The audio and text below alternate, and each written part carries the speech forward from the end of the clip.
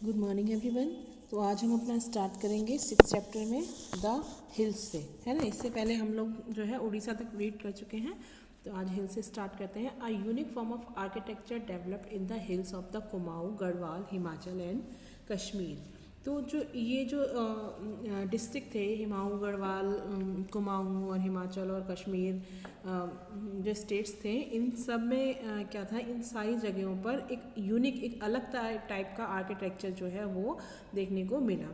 तो Kashmir proximity to prominent Gandhara sites such as Takshashila, Peshawar and the north way frontiers lent the region a strong Gandhara influences by the 15th century CE। तो क्या था, ये जो sculptures थे या मंदिर थे, उनमें क्या किसका इफेक्ट देखने को मिला हमें, उसमें गंधार शैली का जो इफेक्ट है वो देखने को मिला। This began to mix with the Gupta and post Gupta tradition that were brought to it for Sarnath, Mathura and even centres in the Gujarat and Bangala. Brahmin pundits and Buddhist monk frequently travelled between Kashmir. तो क्या हुआ, जब ये जो था कब मिक्स कब हुआ, जब गुप्त और जो पोस्ट गुप्त का ट्रेडिशन जब चल रहा था, तो क्या हो रहा था, मथुरा से, सारनाथ से या गुजरात से या बंगाल से लोग जो हैं वो आ जा रहे थे, इधर उधर उनका आना जाना चल रहा था। तो अभी क्या हुआ, जो ब्राह्मण पंडित थे और बुद्धिस्ट मॉन्क थे frequently travelled between Kashmir, Garhwal, Kumaon and religious centre in the plain like Banaras, Nalanda and even as far south as Kanchipuram. तो क्या हो रहा था, ये जो ब्राह्मण थे, पंडित थे, या फिर जो बुद्ध के जो मॉन्क्स थे, वो क्या कर रहे थे, फ्रीक्वेंटली आ जा रहे थे, कहाँ, कश्मीर में, गढ़वाल में, कुमाऊं में, अपने धार्मिक कामों की पूर्ति के लिए। और कहाँ से आ रहे थे, बनारस से आ रहे थे, नालंदा से आ रहे थे, या साउथ से आ रहे थे, या कांचीपुरम से आ रहे थे। तो as a result both Buddhist and Hindu tradition began to mingle and spread in the hill. तो उससे क्या हुआ, जो हम बुद्ध और हिंदू धर्म जो था वो नॉर्थ के साथ साथ हिल्स में भी फैलने लगा, क्योंकि वो लोग यहाँ आ रहे थे। तो the hills also had their own tradition of wooden buildings with pissed roofs. और जो वुडन बिल्डिंग बनाने का इनका अपना एक अलग टेक्निक रहा था। Their own tradition of wooden buildings and pitched roof. So at several places in the hills, therefore you will find that while the main Garbhagriha and Shikhara are made in a Rekha Prasad or Latina style, the mandap is of an older form of wooden architecture. तो आपको क्या वहाँ जो hills के जो temples हैं उनमें क्या देखने को पड़ेगा, बहुत सारे मंदिर्स में, कि जैसा कि हमारा नॉर्थ में गर्भगृह, शिखर या रेखा प्रसाद स्टाइल के जो थे, या मंडप था, ये चीज़ें थी, वो आपको वहाँ देखने को मिलेंगी। और इसके साथ साथ जो मंडप है वो वुडन का आपको बना हुआ मिलेगा, जो कि हिल्स का जो अपना स्टाइल था। Sometimes the temple itself take a pagoda shape. और कभी कभी जो है टेम्पल्स जो हैं वो बहुत एक अलग ही डिफरेंट शेप के बने हुए मिलेंगे। तो the Karkota period of Kashmir is the most significant in term of architecture. तो जो कारकोटा पीरियड था वो कश्मीर का आर्किटेक्चर का सबसे बेस्ट टाइम था। One of the most important temples is Pandrethan. ये मंदिर वहाँ का फेमस है, built during the 8th and 9th century, जो कि 8th और 9th सेंचुरी में बना था। In keeping with the tradition of a water tank attached to the shrine, this temple is built on the plinth built in the middle of the tank। तो जैसा क्या tradition था कि जहाँ पर भी हमारे श्राइन है उसके पास में वाटर टैंक बना होता था, लेकिन ये जो टेम्पल है उसमें क्या है, वो टेम्पल ही वाटर टैंक के अंदर बीच में बना हुआ है। Although there are evidence of both Hindu and Buddhist following in the Kashmir, this temple is a Hindu one. हालांकि ये एग्जाम्पल दोनों तरह के हमें मिले हैं कि बुद्ध और हिंदू दोनों ही धर्मों के मंदिर वहाँ बने हैं, लेकिन ये जो टेम्पल है वो हिंदू धर्म से रिलेटेड है, पॉसिबली डेडिकेटेड टू शिवा। तो जहाँ तक हो सकता है ये शायद शिव भगवान के लिए समर्पित है। तो due to the snowy condition in Kashmir, snowy condition in Kashmir, the roof is peaked and slant slowly outward. तो क्योंकि वहाँ स्नो गिरता है इसलिए जो उनकी जो रूफ बनाई गई है वो चोटी की तरह बनी हुई है ताकि वहाँ से फिसल कर बर्फ़ नीचे आ जाए। तो temple is moderately ornamented, moving away from the post Gupta artistic aesthetics of the heavy carving। तो ये जो कैसे है मॉडरेटली किस तरह ऑर्नामेंटेड है, ऑर्नामेंट किया गया है, इनको सजाया गया है बहुत अच्छे से मंदिरों को, और इस पर पोस्ट गुप्त का जो प्रभाव है वो आपको देखने को मिलेगा। A row of elephant at the base and a decorate doorway are the only embellishment on shrine. तो यहाँ क्या कि हाथियों की एक माला जैसे चल एक साथ बहुत सारे हाथी बनाए हुए हैं उसके थ्रू डोरवे को डेकोरेट किया गया है। Like the finding a Samlaji the sculpture at Chamba also show an amalgamation of local tradition with a post Gupta style. तो यानी चंबा में बना हुआ समला जी का एक मंदिर है जो कि सेम गुप्त स्टाइल का बना हुआ मंदिर है। The image of Mahishasura Mardini and Narasimha at the Lakshana Devi Mandir are evidence of the influence of the post Gupta tradition. यानी कि आपको लक्षणा देवी मंदिर है एक जिसमें आपको महिषासुर मंदिनी और नरसिम्हा की मूर्ति देखने को मिलेंगी जो कि इस बात का एविडेंस है कि हम पोस्ट गुप्त ट्रेडिशन के बारे में बात कर रहे हैं। तो both the image shows the influence of mental sculpture tradition of Kashmir. तो ये जो दोनों ही इमेजेस हैं वो क्या दिखाती हैं कि हमें कश्मीर का प्रभाव भी इसके ऊपर है। The yellow colour of the image is possibly due to an alloy of zinc of copper which were popularly use to make the image in Kashmir. तो कश्मीर में मोस्टली जो है जिंक और कॉपर का यूज़ किया जाता था और एलोनी का, इसी की वजह से शायद ये येलो कलर के दिखाई देते हैं। तो this temple bears an inscriptions that state that it was built during the reign of Meruvarman who lived in the 7th century. यानी इन पे ये इंस्क्रिप्शंस भी लिखा हुआ है कि ये 7th सेंचुरी में मंदिर बना था, जबकि जिस टाइम पर मरुवर्मन मैन जो है वो था, उनका जो पीरियड था उस टाइम पर 7th सेंचुरी में ये मंदिर बनकर तैयार हुआ था। Of the temples in Kumaon, the one of Jageshwar near Almora and Champawat near Pithoragarh are classical example of Nagar architecture in the region। और क्या है, कुमाऊं में जो मंदिर बने हुए हैं वो जगेश्वर के पास अल्मोड़ा में या चंपावत में, पिथौरागढ़ में, ये जो है किसके क्लासिक एग्जाम्पल हैं नागर आर्किटेक्चर के। ठीक है, अब हम नेक्स्ट पढ़ने वाले हैं द द्रविड़ और south Indian temple style. Unlike the Nagara temple, the Dravid temple is enclosed within a compound wall। यानी जिस तरीके से जो नागर के टेम्पल थे उनके चारों तरफ दीवार बनी होती थी, उसी तरीके से द्रविड़ों के जो टेम्पल्स थे उनके चारों तरफ भी कंपाउंड वॉल बनी हुई है। The front wall has an entrance gateway in its centre which is known as the gopuram. तो क्या है, ये जो इसका जो फ्रंट वॉल है उसमें एंट्रेंस होता है, गेटवे होता है ना, उसके बीचों बीच में, जिसको कि हम गोपुराम कहते हैं। And the shape of the main temple tower known as vimana in Tamil Nadu is like a stepped pyramid that rises up geometrically rather than the curving shikharas on North India. और दूसरा क्या है इसमें कि जो शेप है इस मंदिर की वो कैसी होती है, टावर की तरह होती है, और वो भी जैसे स्टेयर्स होते हैं उस तरह की टावर, विमान। और इसको हम तमिलनाडु में विमान, इनको विमान के नाम से जानते हैं। और तमिलनाडु में जिस तरीके से पिरामिडिकल शेप बनाई जाती है या ज्योमेट्रिकली होती है, वो उस तरीके की शेप यहाँ बनती है, ना कि नॉर्थ में जिस तरीके के शिखर बनाए जाते हैं उस तरह का नहीं है। अब in the south Indian temple the word shikhara is used only for the crowing element at the top of the temple, which is usually shaped like a small stupika और a octagonal cupola. This is equivalent to the अलमाका और kalasha of north Indian temple. तो यहाँ पर क्या हो रहा है कि जो साउथ इंडिया में जो टेम्पल बन रहे हैं उसमें क्या शिखर वर्ड किसके लिए यूज़ हो रहा है, द क्राउनिंग एलिमेंट ऑफ, यानी जो सबसे ऊपर वाला क्राउनिंग एलिमेंट होता है ना, उस सिर्फ उस पोर्शन को हम शिखर यहाँ पर मान रहे हैं टेम्पल में.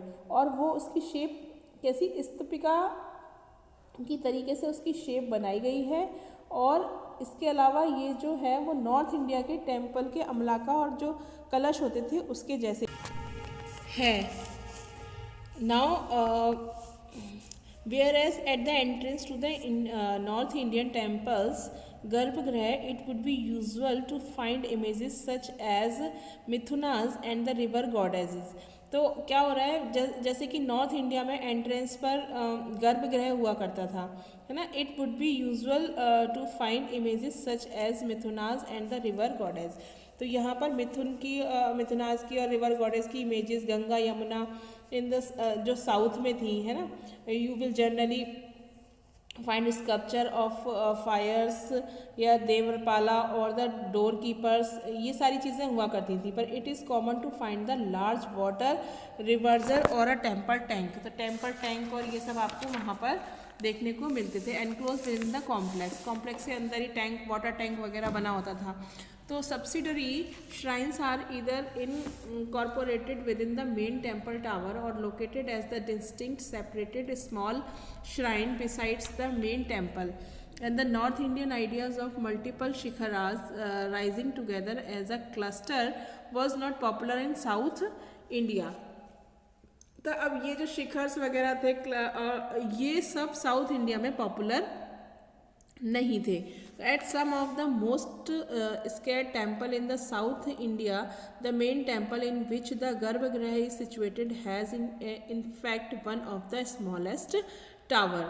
तो साउथ में जो है एक ऐसा टेम्पल भी है, सब पवित्र टेम्पल जो साउथ का सबसे पवित्र टेम्पल है वो क्या है, उसमें जो गर्भगृह है वो कहाँ सिचुएटेड है, वो सबसे छोटा जो टावर है उसके नीचे बना हुआ है. जबकि नॉर्थ में क्या होता था कि जो सबसे बड़ा टावर होता था उसके नीचे गर्भगृह बनता था. तो this is because it is usually the oldest part of the temple.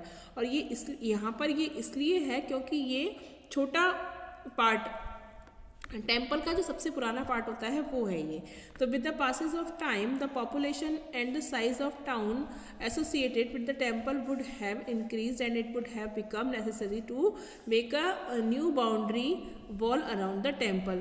तो क्योंकि पहले तो मंदिर छोटे बने हुए थे, फिर क्या हुआ जैसे जैसे पॉपुलेशन बढ़ी, एरिया बढ़ा, साइज तो टेम्पल का साइज भी बढ़ाना शुरू कर दिया. और उसके साइज बढ़ने के साथ साथ वहाँ पर चारों तरफ उसके बाउंड्री भी करनी पड़ी. The Pallavas were one of the ancient South Indian dynasties that were active in the Andhra region from the 2nd century CE onward and moved south to settle in the Tamil Nadu. तो जो पल्लव्स जो थे वो south India के सबसे पुराने dynasty थी, है ना, और जो आंध्र प्रदेश रीजन में एक्टिव थे तो 2nd सेंचुरी में, और उसके आगे तक भी साउथ में ये जो है तमिलनाडु में सेटल हो गए थे.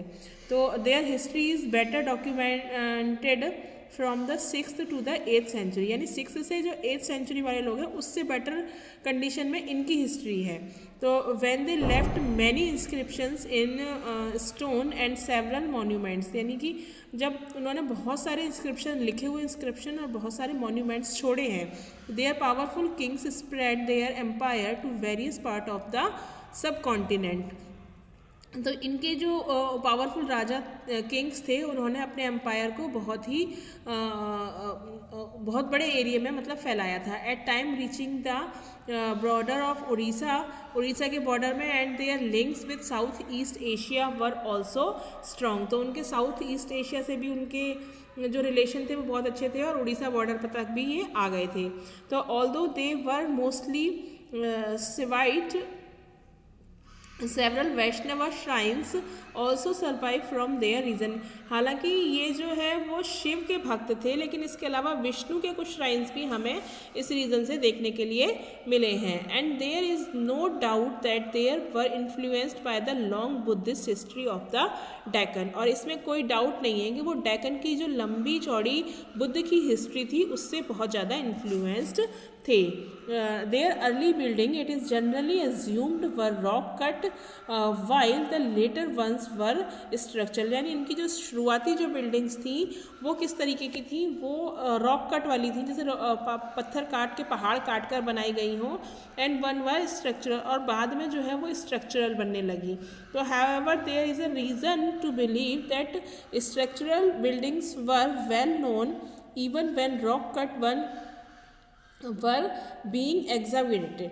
तो क्या था कि ये था कि उस रीज़न में ये विश्वास था कि structural buildings were well known, अच्छी तरीके से जानी जाती हैं, लेकिन रॉक कट पेंटिंग्स थी वो भी अपना एक अलग अस्तित्व रखती हैं। तो the early buildings are generally attributed to the reigns of Mahendra Varma first and a contemporary of Chalukya king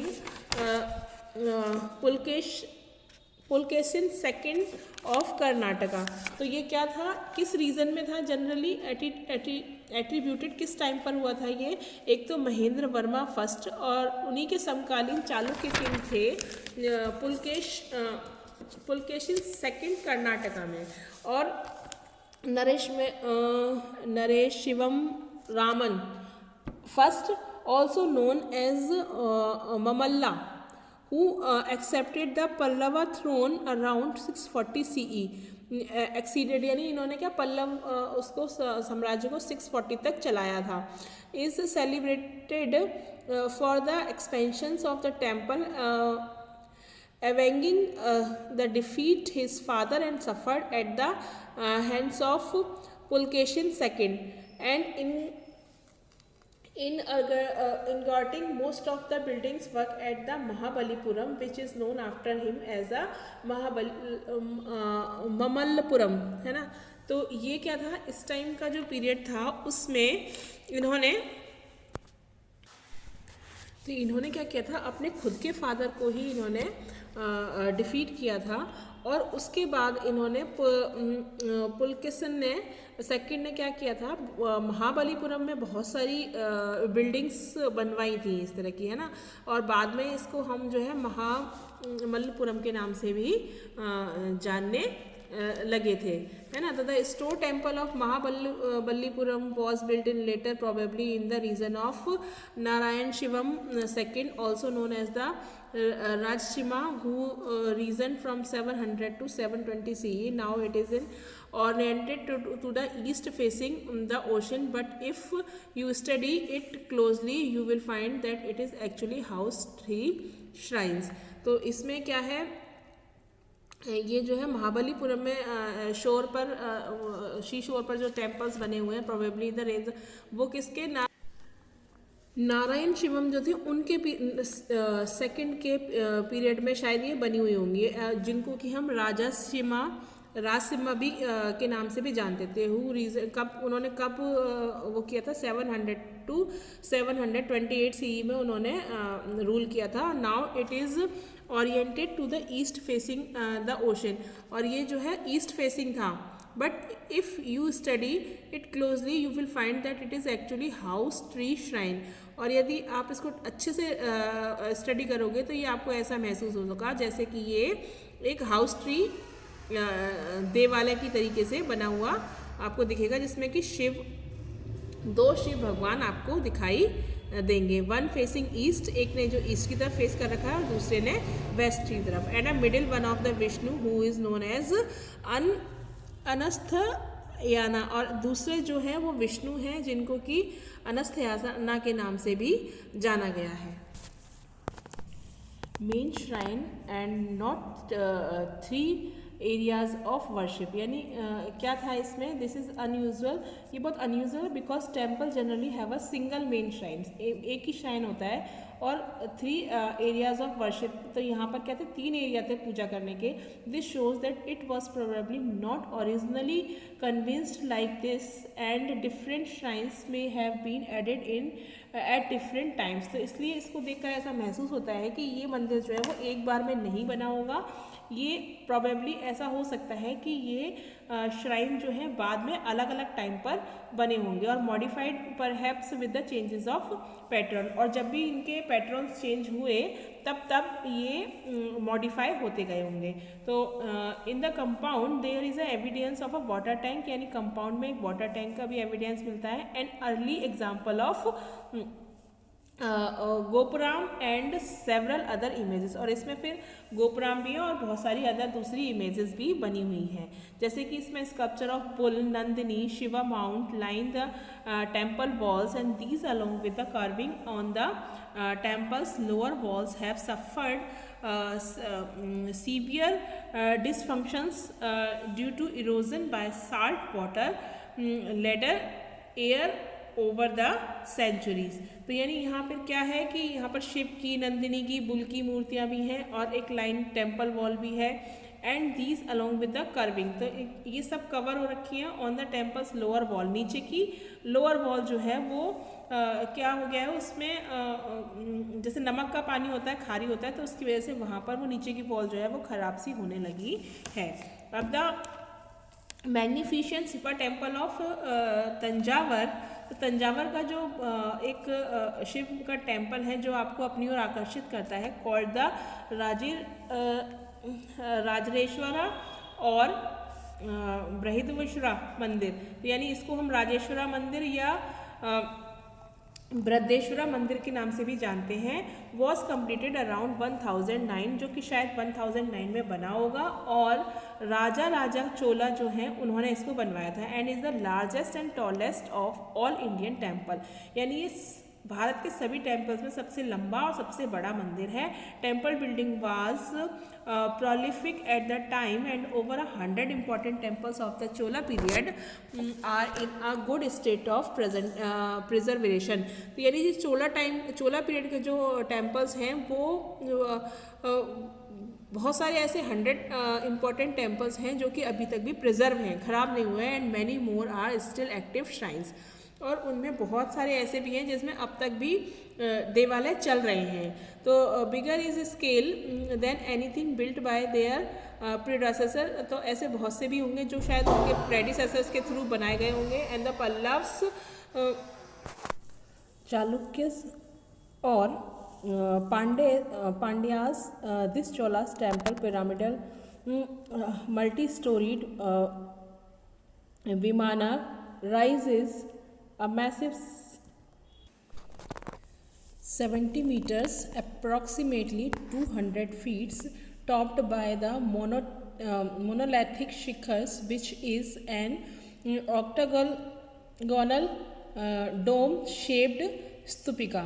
तो अभी क्या था, जो पल्लव और चालुक्य या पांड्या जो चोल के टेम्पल्स थे वो किस तरीके के थे, पिरामिडिकल थे, पिरामिड है ना, जैसे पिरामिडिकल मल्टी स्टोरीज विमला बने हुए थे, उसमें कई सारी स्टोरीज़ के, और लगभग वो कितने 70 मीटर्स यानी कि 100 फीट तक की ऊंचाई वाले थे, और उनमें एकाश शिखर जो होता है वही उसके अंदर बना हुआ था, और उसकी शेप क्या थी, ऑक्टागोनल शेप के ये बने हुए डैम थे, है ना, डॉम थे, sorry.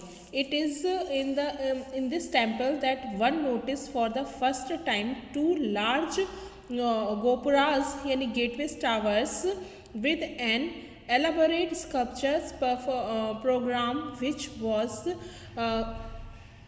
conceived along with the temple। तो इसमें क्या हुआ, इन मंदिरों में पहली बार ये नोटिस किया गया था कि यहाँ पर भी 2 गेटवे टावर्स थे, लार्ज गोपुरास है ना, गेटवे टावर्स जो है बड़े बड़े वो थे, और क्या कर रहे थे, वो उस तरीके से बनाए गए थे कि टेम्पल जो है वो उसको कंसीव कर सके, दिखे टेम्पल वहाँ से।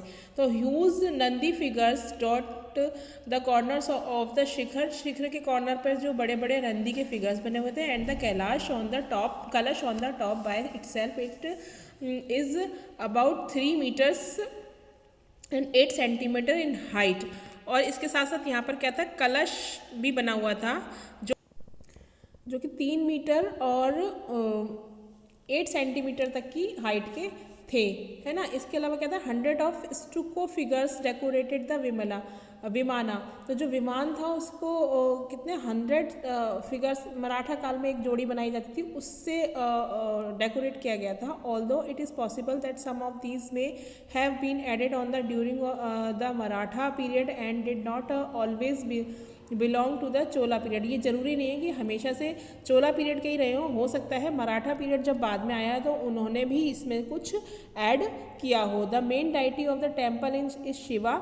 मेन क्या था, इनमें शिव के ही मंदिर हैं। Who is shown as the huge lingam set in the 2 storeyed sanctum.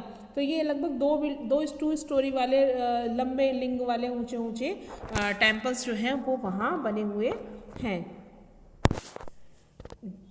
The walls surrounding the sanctum have extended mythological narrative which are depicted through painted mural and sculpture। तो ये जो दीवारें बनाई गई हैं चारों तरफ वो क्या है, वो भी बहुत खूबसूरत जो माइथोलॉजिकल स्टोरीज़ होती थी वो उस पर नरेट की गई हैं, वहाँ पर बनाई गई हैं। और वो मुराल पेंटिंग जो होती थी या स्कल्पचर्स होते थे उसके थ्रू इनको बनाया गया है। ठीक है, तो अभी आज हमने डेक्कन और साउथ का पढ़ लिया है। इसमें अब हमारा बच रहा है architecture in the Deccan. Deccan में आर्किटेक्चर किस तरीके का होता था, है ना। तो वो हम अपने नेक्स्ट वीडियो में कंप्लीट करेंगे। यहाँ तक हमने कंप्लीट कर लिया। अभी बुद्ध और जैन के आर्किटेक्चर का भी और बचा है, तो वो करके आपका चैप्टर कंप्लीट हो जाएगा। तो आगे हम नेक्स्ट वीडियो में अपना कंप्लीट करेंगे।